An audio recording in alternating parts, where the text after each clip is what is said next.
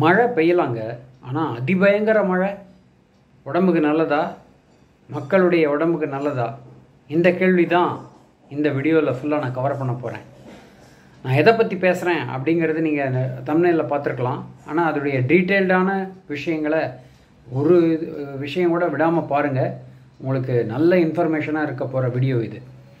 வணக்கம், நான் பிரகாஷ் பேசுகிறேன், மோட்டிவேஷன் நியூஸ் சேனல்.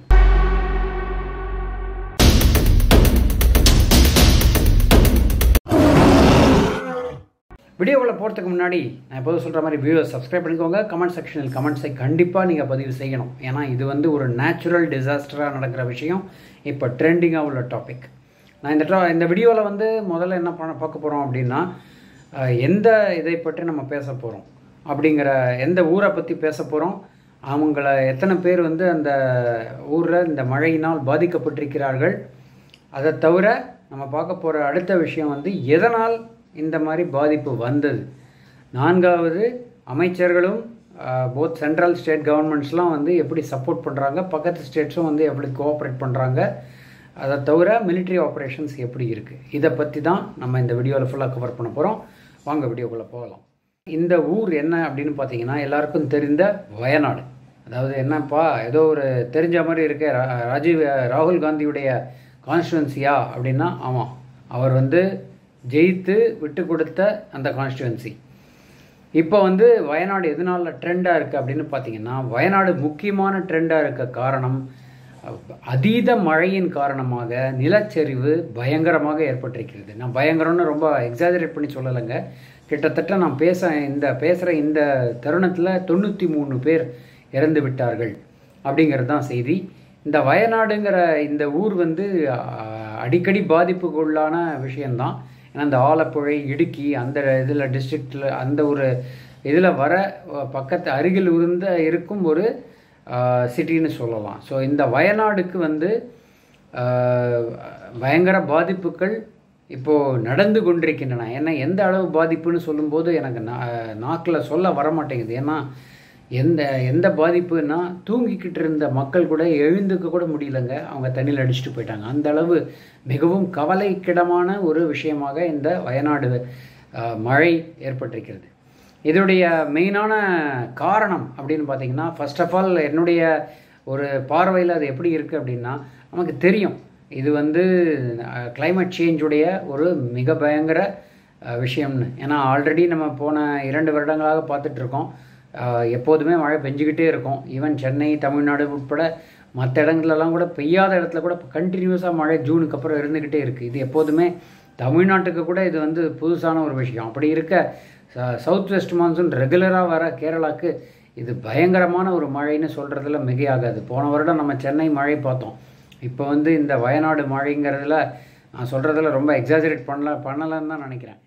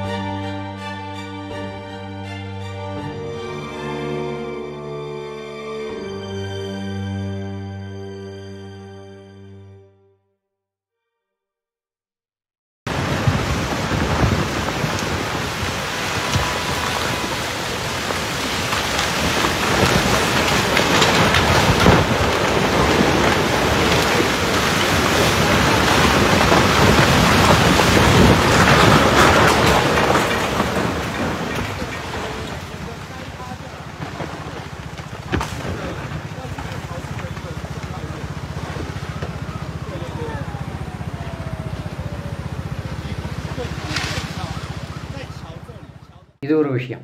இதை தவிர எதனால் இது வந்தது அப்படிங்கிற ஒரு காரணத்தை அலசும்பொழுது former secretary for union earth sciences ministry mister Madhavan Rajeevan ஒருத்தர் இருக்கார். அவர் என்ன சொல்கிறார் அப்படின்னா, இது வந்து ஆக்சுவலாக நான் இப்போ ப்ரெடிக்ட் பண்ணக்கூடிய விஷயத்தில் தான் மழைங்கிற ஒரு எலிமெண்ட் வருது. ஆனால் அதே சமயம் இந்த மாதிரி லேண்ட்ஸ்லைடு, அதாவது மண் சரிவு அப்படிங்கிறது வந்து அந்த மண்ணுடைய திடம், மண்ணுடைய தன்மை, இந்த மாதிரி பல ஃபேக்டர்ஸ் இருக்குது. அதை பார்த்தா தான் நமக்கு புரியும். அதை ஆக்சுவலாக இன்ஃப்ராஸ்ட்ரக்சரை வச்சு அந்த மண்ணுடைய அந்த ஒரு எர்த் ஸ்டடி பண்ணினால் ஒழிய இதை வந்து இது பண்ணி ப்ரொகாஸ்டினேட்னு சொல்லுவாங்க இல்லையா, முன்னமே நம்ம வந்து எப்படி வரும் அப்படிங்கிறத வந்து கெஸ் பண்ணுறது ரொம்ப கஷ்டமான ஒரு விஷயம் அப்படின்ற மாதிரி அவர் சொல்கிறாரு. அவர் இன்னொரு நபர் இருக்கிறார், ஸ்ரீகுமார்னு ஒருத்தர். அவர் வந்து disaster risk management expert, Kerala institute of local அட்மினிஸ்ட்ரேஷனில் இருக்கார். அவர் என்ன சொல்கிறாருன்னா, கிட்டத்தட்ட 120 மில்லிமீட்டர் மழை வந்து 2-3 நாள் கண்டினியூஸாக பெஞ்சா இதுதான் நிலமை, யாராலையும் தாக்கு பிடிக்க முடியாது அப்படிங்கிறது தான் உண்மை அப்படின்னு மாதிரி போட்டு உடைக்கிறார்.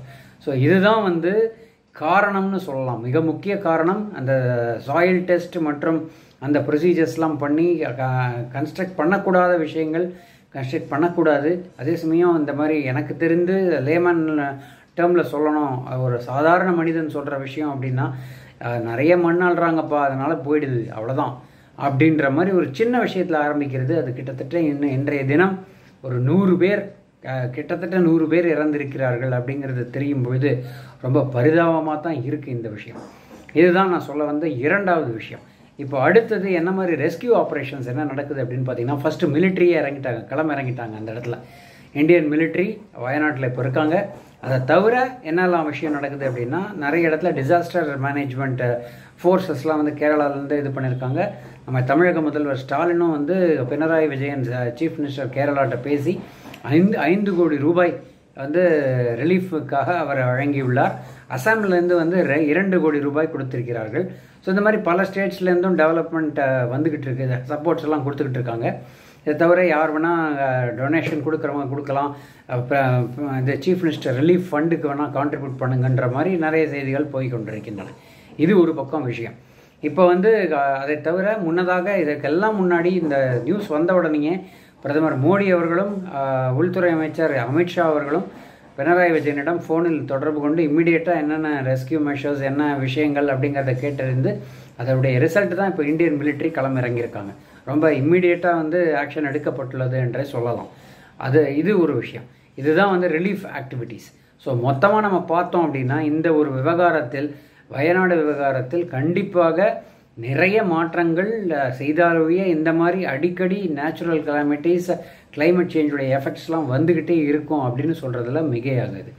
என்னுடைய கேள்வியெல்லாம் நீங்கள் என்ன நினைக்கிறீங்க? நீங்கள் இந்த மாதிரி கலாமிட்டிஸ் எப்படியும் கிளைமேட் சேஞ்சுன்னு தெரிஞ்சு போச்சு. ஆல் இண்டியாவும் சரி, கேரளா மாதிரி மாநிலமும் சரி, தமிழ்நாடும் சரி, அங்கெல்லாம் வந்து தொடர்ந்து இந்த மாதிரி டெஸ்டெல்லாம் பண்ணி மக்களுடைய பாதுகாப்பை வந்து பண்ணக்கூடிய நிலவரம் இருக்குமா, இல்லை இதே மாதிரி தொடர்ந்து நடக்குமா?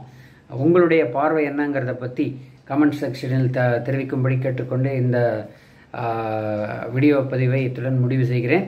சுவாரஸ்யமான தகவலுடன் மீண்டும் இணைவோம். நன்றி, வணக்கம்.